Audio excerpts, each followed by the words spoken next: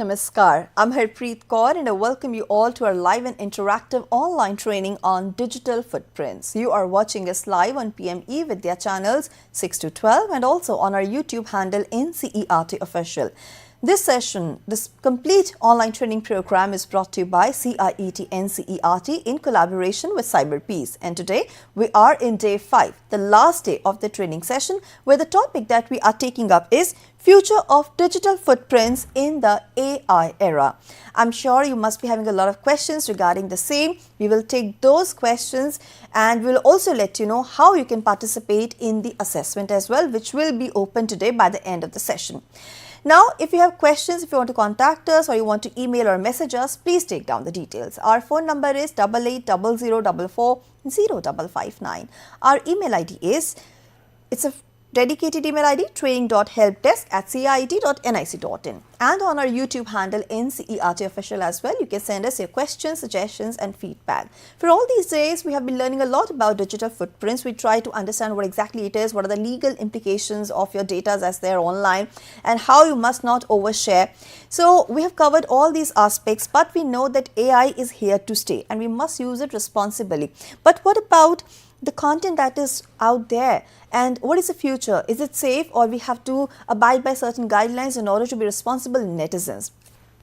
There is much more than this that we are going to cover, and who is going to help us in the same thing? Yes, we have an expert, so please join me in welcoming my guest for the session. We have with us Dr. Subi Chaturvedi. Ma'am is Global SVP, Chief Corporate Affairs and Public Policy Officer in InMobi. Ma'am, namaskar and very warm welcome to the session. Namaskar, Harpreet. Thank you so much, and I'm really looking forward to this session with NCERT. Pleasure is all ours, ma'am. And ma'am, it's a very important topic, and since you have the responsibility to go for the last session, it's the conclusion of this entire training program that we are conducting. So please tell us in brief, first of all, that what all are we expecting from the session today? Harpreet, I'm delighted that I'll be the last speaker, and that's why we want to make the session most comprehensive for our students, for anybody who wants to understand their presence on the internet. So I believe internet is one of the most important inventions of the 21st century. I think there's a lot that we owe to the internet. It is our primary source of knowledge. But for any corporate citizen, see, when we're citizens of Bharat, there are certain rules, responsibilities, duties, charter, and there are advantages of living in this amazing, miraculous country called India. So the same thing when we come online, when we are on the information superhighway, when we're on the internet, we leave behind our footprints in the sands of time. You would have seen a lot of quotes which are attributed to the father of the nation. When you look at internet, when you look at Mahatma Gandhi's philosophy, we say you wish, you should be the change that you wish to see. So when you are on the internet, there will always be all kinds of actors. There are good actors, there are bad actors, there are good people, there are bad people. So in any civil society, there are always rules that we follow that make you a good, responsible corporate citizen. And moreover, the internet is a very big tool that we have that we should be using to our advantage. So in today's session, the idea is to understand the evolution of the internet from simply being a source of information. How did it become a medium of intelligence that makes our world go round? You cannot imagine a world without the internet. Then we will understand the evolution of social media, because that is how you create digital footprints. So one of the first interactions that we have on the internet is usually by using Google search, or that's looking for entertainment content, where you look for the best video, or there was a song you heard, or there's a new movie coming, then you want to see the trailer, so you'll go on to one of the social media websites. Then we will understand what digital footprints really are. Then we will understand the role of artificial intelligence. You cannot have a conversation today about the internet without understanding AI. And then the transformation of digital footprints. Then I want to cover digital footprints as AI infrastructure, because our government is taking a lot of services online for the benefits of citizens, whether it's as government or the center or whichever state that you live in. So digital footprints are a very, very important piece or a building block of AI infrastructure. So I'll talk about that. Then I want to cover risks and harms, because there are a lot of new users. There are users who are coming online for the first time. Then we will talk about synthetic and manipulated digital footprints. It's important to understand what is a real footprint and what is something that somebody may be creating, deducing out of whatever interactions you've had online. Then I will talk about how and when digital footprints can be beneficial. And this is a very, very important section. So we live in a society, Harpreet. Yes. We want people to see us in a certain light, right? Nobody wants to be seen as a villain or a bad person. True.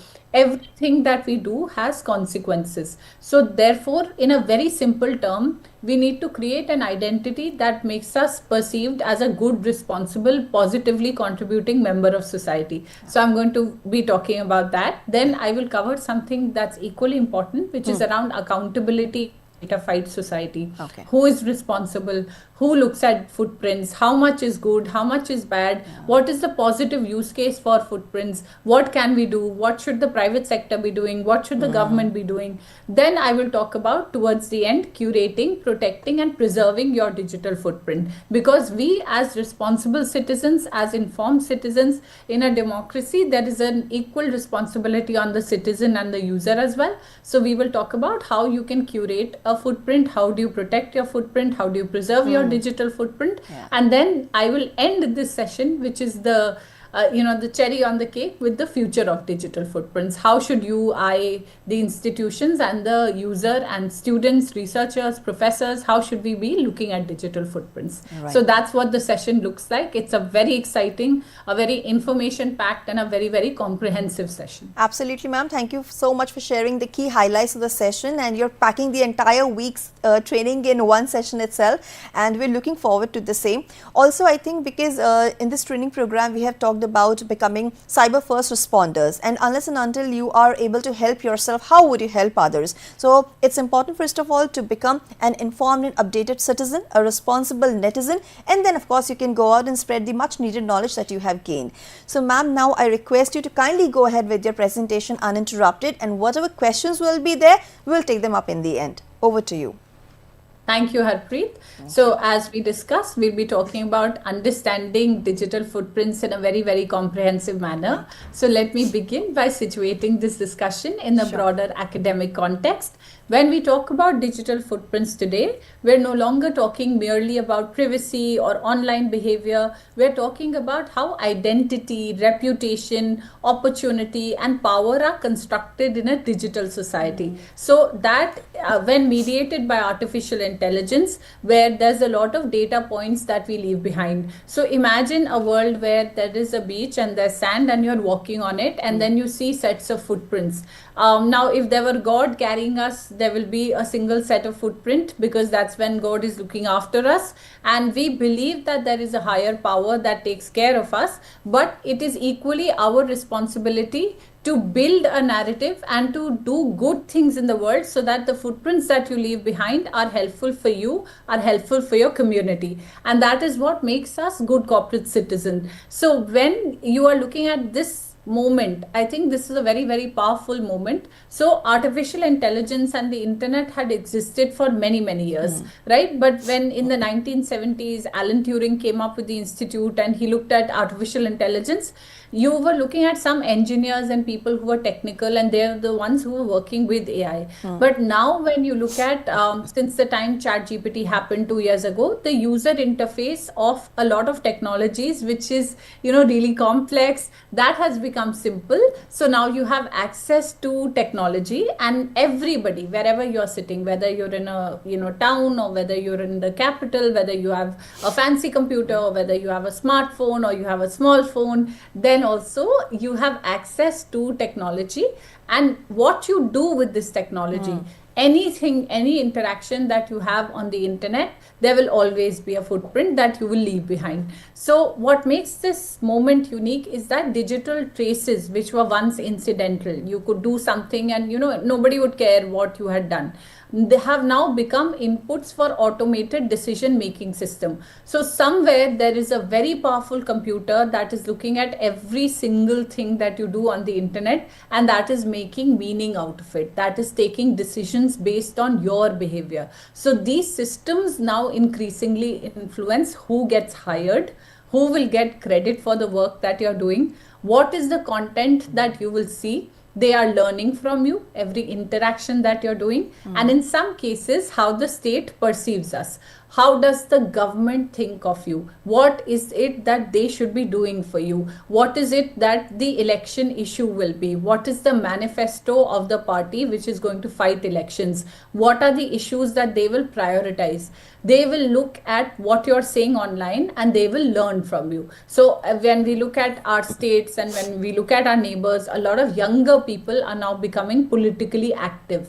When you look at Gen Z, they're taking up issues, they're not indifferent, they care about what is happening around them. So political issues which were being fought somewhere else are now personal issues, and younger people, when they're very passionate about issues that they care about. So therefore, understanding digital footprints is not just a technical issue, it is a socio-technical issue, it is an ethical issue, and it is also a very big governance challenge. And that's the context that I wanted to set before we got into the topic. Now we'll try and understand the evolution of the internet, now from information to intelligence. So I've taught at Delhi University. I was teaching in one of the nicest colleges. Some of the brightest kids used to come, and you would always wonder as a teacher, what is new that you can teach them? As far as information is concerned, that is what the internet was being used for. So you could put in a query in any search engine and it would throw up information. Now, to understand these digital footprints, we must understand how the internet itself has evolved. So it is no longer a source of just information. When you look at Web 1.0, which is how the internet started, this was only the read-only internet. There was some information, it was passive, it was static. In the early phase of the internet, what we know as Web 1.0, the internet was primarily static and informational. You put in a search query, it will throw in some result. Users would consume content. Interaction was minimal. It was not a two-way medium. So you could not give it feedback and say, hey, whatever information you have is wrong. You need to learn, you need to change. Data collection existed even then, but it was largely a very technical process. It was about IP addresses. It was about log servers. Where are you searching this from? The basic analytics. At this stage, digital footprints were limited. They were non-personal. They were largely invisible to users and institutions. Only some technical engineer somewhere was looking at this data. So there was no systematic profiling of individuals, right? You didn't know that this young boy in Meerut likes to play football at 6 a.m., likes to eat idli or poha for breakfast, likes to get a cricket bat from somewhere, and likes to go out with his sister and play, and likes a Spider-Man, school bag, and wants his parents to take him to Disneyland. This was not the information that you could gather just by looking at what the user was doing online. It was also not freely available to a lot of people, right? Very limited people had access to the internet when we're looking at Web 1.0. Web 2.0 is the second phase of the internet, and that's when the internet becomes social. So we call it the social internet. This is the second phase, and that marked a fundamental shift in social media. This is when social media platforms evolved. They enabled democratization of information. So a lot of people who did not have access to the internet, they would then come online, and they could, for the first time, they were the first time internet users. So the internet is learning from you. You are learning from the internet. There is a lot of user generated content. We were putting our cat videos, we were putting our dog videos. So, somebody who came from a different culture would think that in India, we're only sending good morning messages. That was also a form of internet. This was social interaction. When you go out in India, even on morning walks, you don't have to know anyone. You'll do namaste, you will greet some uncle. You don't have to know them. But this is what we started doing on the internet. So we were creating user generated content. There were persistent identities. We were telling people this is what we like, the festivals that we celebrate, right? Onam, Pongal, Holi, Diwali, and the traditions that we follow. We were putting the way we live our life offline, we were putting that online. So social graphs started being created. When we were traveling, we were telling people we've checked in at this airport, right? In the US, in some places, people are a little more careful about what they put online, because there were times and there are stories from different parts of the world that they told someone that they're going for a long holiday and thieves found out because they're also on the internet and their entire house got robbed. So, but more and more public interaction started happening. Tech companies started putting in more features. They started personalizing their content. They were learning from the users. And this is where users stopped being just consumers of data and they became producers of data. So a new term got evolved and we've done a lot of work around it. It's called prosumers. Not just producers, but not just consumers. You are both producing and you're consuming content. This is the moment which is remarkable, when digital footprints became linked to identity, linked to behavior, linked to a socially networked society. And therefore, it's something that is known as the networked effect. That one thing that you do somewhere. So if a butterfly flies its wings in the Amazon forest, there'll be a ripple effect in a lot more countries. And that's when societies are truly networked, they're interlinked, and your impact as a human being is truly felt across the world. So you could be living in a tiny village, but what you're posting, who you're poking, what you're liking, what you're sharing, who you're tagging, these are no longer just expressions which are limited to your immediate community. Some tech company somewhere is learning from your behavior, and these are what became data points, right? So you start looking as platform internet. This is when the internet evolves, and then you start looking at a datafied world.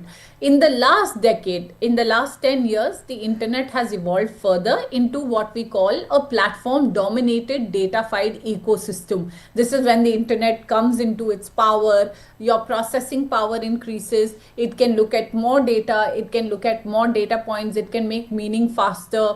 Mobile devices and the fact that mobile phones became cheap, data became affordable. So from from probably the 8th country in the world, India is now the top consumer of data, right? So in 2016, when Jio was launched, data prices became much cheaper, and that brought in the data revolution. In 2014, when the new government came to power, they did 3 things, and this is a very important moment, and so all of it is interlinked to how we see data. It's called Jandhan, the Jam Trinity. Okay, so J is Jandhan, mobile, and Aadhaar. So a lot of our behavior which was offline, that came online. Mobile devices, applications, cloud infrastructure, and algorithm feeds dominate this phase. So at this stage, data becomes the core economic asset. Platforms monetize attention and behavior. So that's why the way the apps, the value of different applications that exist online, it started being counted in how much time is the person spending online, not just the number of downloads. Earlier, the indication was how many apps in how many number of mobile phones does this app sit. And now the new numbers, where whether your app is good, whether it's useful, should there be investment in your app, is now determined with how many hours or how many minutes is a user spending daily. So monthly active users, daily active users, DAUs and MAUs were terms that were born now, and we started living in something that is called the attention economy. The most precious thing today is time. So if somebody is spending time on your application, he's doing something, he's teaching something about himself or herself. And this is what is known as the attention economy. So algorithms were born, and algorithms are things that we are now trying to understand ourselves, and they started curating reality itself. So the very good apps, which are technically very good, learn from you, they customize and they personalize what they're going to be showing you. And digital footprints are now continuous, they are cross-platform, whether you have that app or not, they're talking to each other, they're sharing your data, they're commercially valuable, they're politically relevant, because the government then can decide and learn from your behavior online, whether you care about shopping. And even when you care about shopping, do you care about goods which are made by local communities? Are you buying from across the world? What is it that you like to do online, right? That tells a government what is the need of the hour, right? what is it that its citizens care about. So and social media has evolved very, very rapidly. So initial years, it took time, but over the last 10 years itself, the 1 decade has not remained constant. So social media therefore deserves special attention because it plays a central role in footprint creation. So early social media platforms were primarily about expression and connection. You wanted to make friends. Remember 90s and 80s, our parents were writing letters in a magazine. Some column would come and they would make a pen pal, somebody from Russia, somebody from the US, and one letter would come in 3 months and you'd say, I did this and I did that. Social media gives you instant connection. It allows you the ability to make friends with new people, to share about your work, to learn about their culture. These feeds were chronological. They were day-wise, they were moment-wise, they were about time. So when you go on to some platform today, it will show you your memory from 2009, from 2014, what were you doing? And it had limited algorithmic influence. Similar, and they were like similar behavior. The scope of data was smaller then. However, as social media evolved, the technology evolved, the amount of data that they could process evolved. So contemporary social media functions very, very differently. Today, feeds are algorithmically ranked. Today, engagement is how did you comment on a post, or did you just see it and you moved on to the next one? Engagement is optimized. So looking at whether you like 5-minute DIY videos, how do I make something out of my curtain, or how do I make something from my oil can, or do you want to travel to new places? So they're optimizing engagement. Behavior is also nudged. They will tell you, did you see flowers? It's a very good season. Did you get a shawl? It's getting cold. So they will give you ideas that, it's a call to action. So you may not be wanting to buy a shawl, but the moment you say, oh, winter's coming, maybe I'll have to go to a wedding. This is behavior where they're telling you about something, which is, advertisements are very direct. They're like, go and buy a washing powder because daag achhe hai. Right? But here they're very subtly going to tell you winters are coming, this may go really well with a nice sari or piece of jewelry. So they're nudging behavior, which is something that works much better because it doesn't look like it's being forced on you. And attention is engineered. And I say this very carefully and with a lot of responsibility, that engineering attention is the mark of persuasion. If you can get somebody to do something, then that means you have godlike powers. And that's why technology companies require a lot of accountability, they require a lot of ethics, they require a lot of transparency. So the critical shift here is social media no longer merely reflects society, it is actively reshaping it. So it is deciding what kind of behavior you will see. Many times you'll see a cartoon where 5 people are sitting and everybody is looking into their phone. Nobody is looking up, nobody is talking to each other. And digital footprints have become this raw material through which this reshaping occurs. So if you look at a sari, there's tana bana, the weavers weave, right? There's a thread on top, there's a knot that is tied, and then the weaver stitches this fabric. This is why social media and social interactions, because remember friends, we are social animals. We like to interact with people, we like to express, we like to share, we like to express sadness. When there's a death in the family, so everybody comes and everybody supports. When there's marriage, you invite people and you share. You don't live in a cave alone. And that's the learned behavior of expression. So now let's get to the core. What are truly digital footprints? What should you know about them, and what can you do with them? Traditionally, digital footprints are defined simply as traces of online activity. So whatever you're doing online, the little bit of trace that is left behind, that is what is digital footprint. So if I wanted to find out where all I have been in the day, if I have given permission to an app which it counts my footsteps in the day, it can also, if it is GPS enabled, it will make a map and it'll show me that this is the path that I have taken. These are the number of steps that I walked. This is the speed at which I walked. And if it's a good app, it will also tell you the measurement of my gait. Were my steps big or were my steps small? So this definition, however, is no longer sufficient. As technology has evolved in the AI era, a more accurate and a more advanced definition would be digital footprints are structured, they are conscious, they are persistent, and inferential data trails that enable automated profiling, that enable prediction, and that enable decision making about individuals. So if I had to decide whether I should lower the taxes on a certain good or brand, whether I should reduce the rate on home loans, whether I need to take another policy measure, it will depend upon what is it that my citizens or my constituents are doing and what is the kind of behavior that I want to encourage as their government. Let us break this down. This is very, very important. So I'll repeat again. Digital footprint are no longer traces. They are structured. They are persistent. That means they're continuous. And their inferential data, we're looking at what you're doing online on the mobile phone or the internet. If I've given that kind of permission, they will enable companies or governments to automatically profile you. They will allow them to predict about you. What is the behavior pattern? Or at 6 o'clock, do you feel hungry? Do you go onto the app and you order food? So sometimes you'll see apps saying at 4 o'clock, you'll get a notification saying, are you feeling hungry? Or it's raining. Do you want to eat pakoras?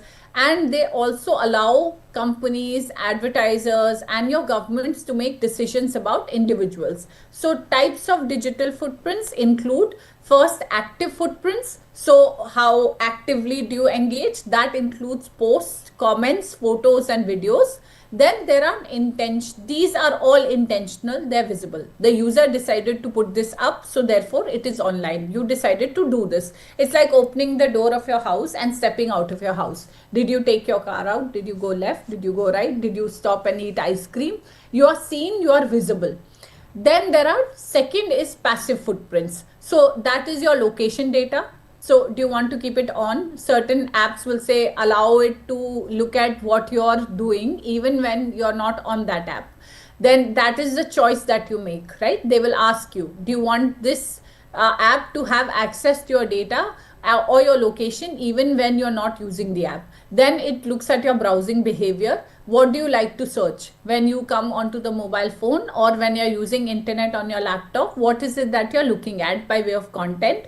Then it looks at which apps do you have on your phone, how long are you using those apps. Then it looks at the metadata of the device, which is like your IMEI number, then how much, what is the model price. That tells you the purchasing power of the user. These are often invisible to users. You don't see it, but machines are talking to machines. And third, and probably the most important, and inferred footprints, where you are making deductions from information and knowledge that is available, but it's not apparent. So personality traits, what kind of a person are you? Are you a happy person? Are you a simple person? Are you a complex person? What do you like to read online? Do you like to read? Do you like plants? Do you like to travel? Do you like to read political news? What is the kind of engagement that you do online, right? So see it very simply, in an offline world, in an offline scenario, if there are some people who will go to a wedding and they'll meet everybody. They like to talk to everyone. Then there are people who come here for the food. They will go straight to the food. Then there are people who like to dance at a wedding and they enjoy, they have fun, but they will not go and meet with everyone, right? There are different sets of people in any community, and that's how they create their own personality types. Then there is political orientation. Do you like to vote actively? Do you like to follow news? Political action is also in many, many ways. It's a reflection of how engaged you are, how conscious are you politically. Do you actively contribute, or are you a member of a party, right? You can be a member of a party, but you may not actively do anything. Or do you go from door to door? Do you advocate for a particular party? Are you an office bearer of a party? Then there are emotional states of a person. Certain people, when they're feeling sad or lost, will order food. Certain people will go offline. Certain people will go and detox. Certain people will go and order, clothes, or they'll buy something. Certain people will showcase a side of themselves online, and they will showcase pictures of a destination that they're traveling to.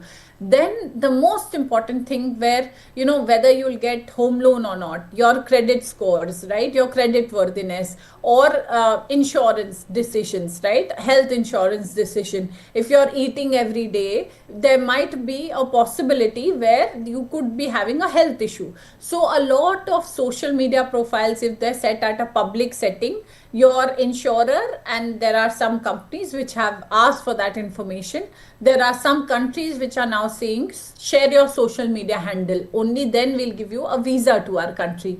So these are not provided by users, they are generated by AI systems which are learning about you. And this is a crucial distinction. Users generate data, right? Your interaction and the fact that you're online is generating some kind of data. Now that data could have been lost, but because of the kind of power that artificial intelligence has and the kind of technical computing power that we have, AI has the ability to generate meaning, and it's not necessarily a bad thing. So a lot of now hospitals and a lot of doctors are now able to tell you, looking at the dilation of your pupils, whether you're about to have a heart attack, whether you have high blood pressure, or whether there is some sort of deficiency. So your health indicators and your health markers, these are also helping find out illnesses much before it becomes a serious issue. Now let us come to the conversation around artificial intelligence, and because of artificial intelligence, how the transformation of digital footprints has happened. Before that, these were innocent little traces where, nothing much would happen with them. You just existed and you did your thing. Before AI, data was mostly stored. It was there, it was logged in somewhere. Your cat and dog videos, nobody was looking at them. And it was very occasionally analyzed. Now, once AI has come in, because it makes processing a lot of data very, very easy. So patterns are automatically detected. You don't have to be a coder or an engineer or a decryptor to make meaning out of this conversation. Inferences can be drawn at population scale. Is it going to be good only for 4 people, or is it good for the entire state if I take this decision, right? If I take an institutional decision versus if I transfer 20,000 rupees in every farmer's account, or if I help them getting the best urea, right? These are decisions that the governments need to take on an everyday basis. Or if Lux wanted to launch a new brand of soap, should it launch a 75-gram soap? Should it launch a 50-gram soap? Should it launch an organic soap? Should a brand of shampoo give their shampoo in a sachet of 10 gram, 5 ml? What are the decisions that companies need to take so that they can get to their consumer the fastest? So decisions are now getting increasingly automated. As a result, digital footprints are no longer a record of the past. This means your past behavior can and will influence the future opportunities. And that's why this topic is so significant. It is so crucial that not just NCERT students, I believe every citizen anywhere in the world should listen to this session, should understand the power of digital footprints, because this is not about being helpless. This is not about saying somebody else has the power to decide how they should see you. You can consciously curate how you will be seen, how you will be treated, and what is the kind of meaning that will get created. So context is often lost. Errors are difficult to challenge. Bias can be amplified silently. So this transformation is what makes digital footprints a structural issue and not just a personal one. Now, when we look at digital footprints, I did talk in the beginning, I see them as a building block of AI infrastructure. So AI systems depend on digital footprints at almost every stage. Now, the government of India and every government is working very, very hard to make their country a leader in artificial intelligence. So India has an AI mission We have allocated thousands, tens and thousands of crores to make sure we are leading in compute, we are leading in the availability of information and data, and we're able to create applications that create solutions out of artificial intelligence. Otherwise, artificial intelligence is not a means in itself. What artificial intelligence will do for its people is what is important. So the footprints role comes in as original training data on which models are going to be trained. This is the behavior on which they'll be learning about you, right? So every human being has logic. If you decided to act illogically, if the car was coming at a very fast speed and you decided to run and cross the road, the AI will get lost. It will get confused, because that's not a rule-based society. That is not how a normal thinking individual will work. So training data, as long as it's not abnormal data, is going to be very relevant. That comes out of your digital footprint. Then personalization engines, risk scoring models, recommendation systems. So we see this in hiring algorithms when they're going through your CVs, when you apply for a job, right? If there is a post out on LinkedIn and you put in an application, in 2 days you'll see there are some 1200 applications. Now, manually, it's not possible to go through 1200 CVs. So a lot of companies at the first level, they have started using artificial intelligence, and they have started looking at your social media profiles. So what you say online is very, very important. Police officers in a lot of countries have lost their jobs for racism because they made some comments when they went out to party and they got drunk with friends and they put their videos online. So my basic rule, because we're teaching about cyber first responders, right? They're like, the DIs, the midwives that help women deliver children in villages if they're away from the hospital, or they do basic first aid care. They have a very, very important role to play. When you talk about cyber first responders, if something happens, you're getting bullied online, younger sister, older brother, these are your buddies. Your grandmother and your grandfather know very little about the online world. So you're hearing a lot of news about people getting digitally arrested. Now you would say, hey, we live in an urban world. We know in our Indian constitution, there's nothing called digital arrest. By the way, I have another video that you should look up on the NCERT website. It's about fake news, misinformation. We've talked at length about how this erodes trust. At the heart of every conversation, the more services that come online, the more important it's going to be to remember we cannot leave one citizen behind. So Sabka Saath, Sabka Vikas will only happen when you're teaching people how to use the internet wisely. And this conversation is at the heart of the internet.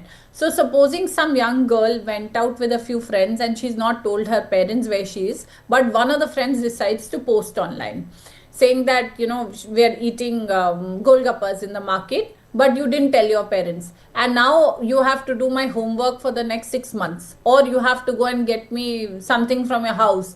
Or you have to steal some money from your parents, and only then will I keep quiet. And I have this picture, I'll put it up on Instagram or I'll put it up somewhere. That's blackmail. But a lot of young kids are very, very scared of their parents, which is why it's very important in today's day and age that you have a buddy in the house, you have an elder brother you trust. You should not be scared of your parents. Parents should not be intimidating their children. They should be their friends so that they can have an open conversation with each other. And your footprints are extremely important. So the rule that we tell people, you will always look left, you will always look right before you cross the road. Same thing, you will not post anything online which you think can be later considered to be harmful or bad. And remember, all of us have a sense of what is good and bad, what is hurtful. So freedom of speech and expression is very, very simple. If I swing a purse and it's going to hurt the lady's nose who's sitting next to me, it's my freedom ends where the other person's nose begins. And that is why it's a fundamental principle that you need to be, at the end of the day, a good moral citizen. And therefore, when we are looking at educational assessments, when we are looking at profiles of citizens, if I have to decide who I will hire in my team, it's very important to see what is the kind of person they are. And that happens when they're not sitting in a formal interview. That happens in their social interactions. How do you treat someone who has no power?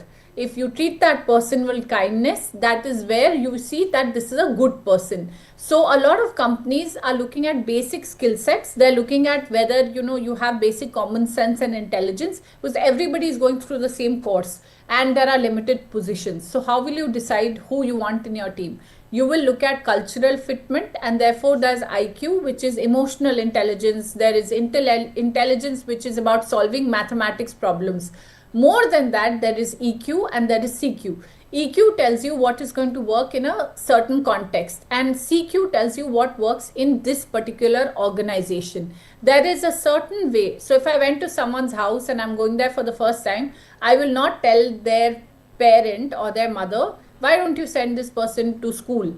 You first have to earn their trust. You first have to understand what their circumstances are. Maybe the mother is a single earning woman in the family. You cannot be telling somebody what they need to do without first understanding the context. And that is what digital footprints do. Digital footprints create a complete profile of the individual. They're also used by companies who give you credit and home loans, credit cards, to do credit scoring. That is this person risky? So if I get my salary on the 1st, by the 3rd, if I've gone and spent it all on an e-commerce website, that means I am somebody who's not financially prudent. Then they are used for educational assessments. They're used for content moderation. What is the kind of content that you like? They're also used for public service delivery. And that's where I talked about direct benefit transfers. That's where I talked about whether the government will transfer money directly into the account of a farmer, or whether that government will give you subsidy on urea, or whether that government will make free seeds available of high quality. All of these decisions are being taken based on what is it that you're saying online, along with traditional mediums of research and data gathering. The concern here is not just accuracy. The very important concept, it's called power asymmetry. And so a lot of data gets skewed because not every person from the village is online, right? So a lot of decisions sometimes also get contributed or accounted for by urban users, because they're the ones who are on Twitter, they're the ones who are on Instagram, they're the ones who are on social media, they're the ones who are texting, they're expressing their anger online. They're also speaking in languages which are English, Hindi, easily understood. So technical systems are still working with languages which are regional languages or vernacular languages. As algorithms get smarter, as algorithms start learning more regional languages, they will also start understanding behavior that comes from beyond the metros. So a small number of platforms and institutions, and that's power asymmetry, because some large tech companies own everything across different platforms. So they control massive data sets because you're interacting, you're watching a movie on their platform, you're sending out emails on their platform, you're also interacting on their platform to do various things, shopping, or making conversation, or doing travel bookings, or looking for options. They sometimes also operate opaque algorithms where we don't know what is the basis of decision that is being taken.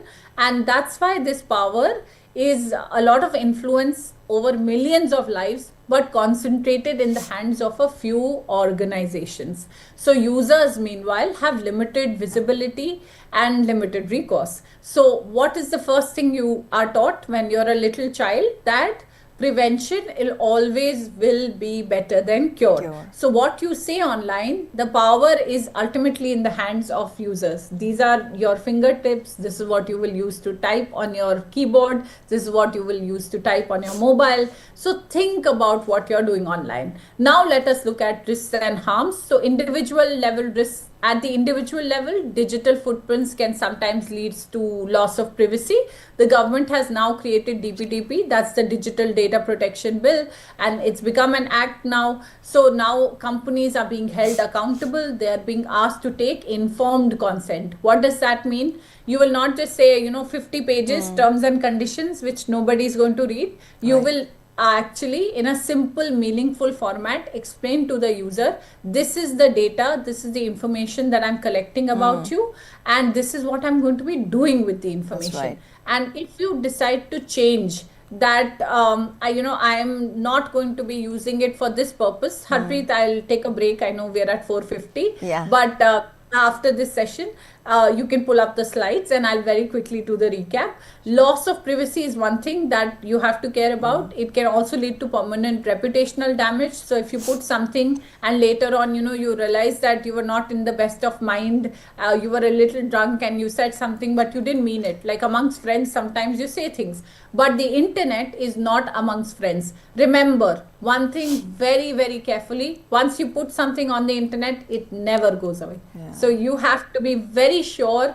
I have this rule: if I will not wear a t-shirt with that line, I will not say it on the internet. If I don't want to see that in the front page of some newspaper tomorrow, I will not put it up on the internet. Yeah. So what you cannot live with is not going to be something that should be your digital footprint. So contextual collapse, psychological stress, these are things that are worrisome.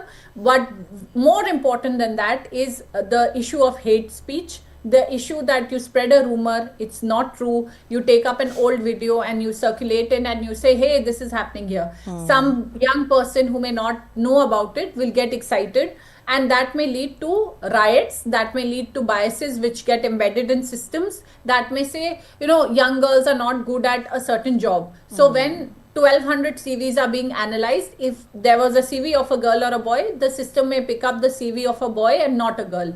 And that's happened with a lot of tech companies. They have had to apologize. They've had to change their systems. They've had to introduce more manual control than just rely on algorithms. Yeah. Then discrimination becomes systemic. It becomes automated. So you may not even find out that the system is discriminating. It is already making sure that, certain profiles are being removed. Then misinformation always spreads faster. So that's human tendency. If you see something bad happening, you'll say, hey, tumne ye dekha? Have you seen this? And that is the behavior that the internet tends to amplify. That's why, man bites dog is news. And that is why you have to be very, very careful of what you're putting online. And now, Harpreet, we can pull up the slides if you like. We can do like a small recap. Sure, ma'am. And here is the first slide. Sure. While we pull this up, I'll take 2 more minutes and I'll talk about why and how you need to use digital footprints wisely. This is like a mirror. When I step out or when you step out, you will never step out in shabby clothes. You will always present your best. So on the internet, use digital footprints responsibly. Make sure digital footprints can improve access to services and opportunities in education, in healthcare, data trails that can enable personalized learning, finance and employment, digital histories. They can serve as alternative credentials. See, this is why I said, Harpreet, that Yes. the power lies in your hands. Yeah. Nobody can paint you in a manner where you are not looking at being painted if you are not putting up rubbish about you. I love this If you- thing, yes. responsible. So Yeah. when we are looking at digital footprint, it's the profiling. We can go to the second slide. Yes. 3 layers of your digital footprint that I talked about. This includes visible content like your posts. Then how your footprint shapes your world, that's personalization and recommendation. You see that brain there? It is learning. It is trying to mirror like your brain. So if you like a video about cats and dogs, you will realize that that platform will only show you videos about cats and Yeah. dogs. So you can turn off personalization. You can say, show me whatever is out there. I want to know about agriculture. I want to see different things. Then it also, the very positive thing is it enables companies to do early fraud detection. If you're seeing erratic behavior patterns, nobody goes onto the internet 200 times. If you're seeing that from certain geographic locations, somebody is accessing a banking software 200 times, you know there is something wrong. So early fraud detection can happen. Public health planning can happen. So when the COVID virus was spread out, the government of India did a wonderful thing. They created something called the COVID app that could do contact tracing. So if you reported that you were experiencing a higher temperature, then people could avoid the area. They could figure out that there might be an instance of COVID. So that is something that is very, very useful. Now we go to the third slide. This is the future of your digital footprint, and we've come to the end of this conversation. It is evolving digital identity. So how you want to be seen in real life remember, there is nothing called anonymity. Do not think that just because your picture is not there or you use some make-believe handle, nobody can find out who you are. Everybody can find out who you are. What you're saying, say it responsibly. Be kind, be nice, be a good person. AI is readable identities. Artificial intelligence is figuring out not just what you're doing today. Based on the data about you, it can predict how you're going to be as a person. And that can mean you may not get that job that you worked really hard for. Persistent digital shadows Absolutely. exist. They are looking at what you are likely to do in the future. So should you be getting a very important job of responsibility? True. Do they see you as a person of high integrity? Can they give you a job where you will be deciding the decision about lots of money and distribution? Reputation is very, very important. That's gold. Integrity is important. And first responders have to understand footprint literacy as a core skill set. So we talk about media literacy, what the media shows us and what it doesn't, how do you read the media. And similarly, we decide how people are going to be perceiving based on everything that you have done online. Absolutely. I want to end this conversation with that, and I really hope that our students, researchers, and everybody who looks at this video finds it useful. Absolutely, ma'am. Thank you so much for sharing all the key points with us, and you indeed said something very wonderful. It's up to us, how do we want to be seen out there. So our digital footprints, digital reputation, and anything that's digital, especially our data, it needs to be kept safe, and for that we are responsible because we allow people what they can get access to. So thank you so much, ma'am, for your time and contribution to the session. I'm sure everybody understood what it's all about. In case they have questions, they can definitely send us offline through email. But we appreciate your time and contribution. Thank you so much once again. Thank you. Thank you once again for having me.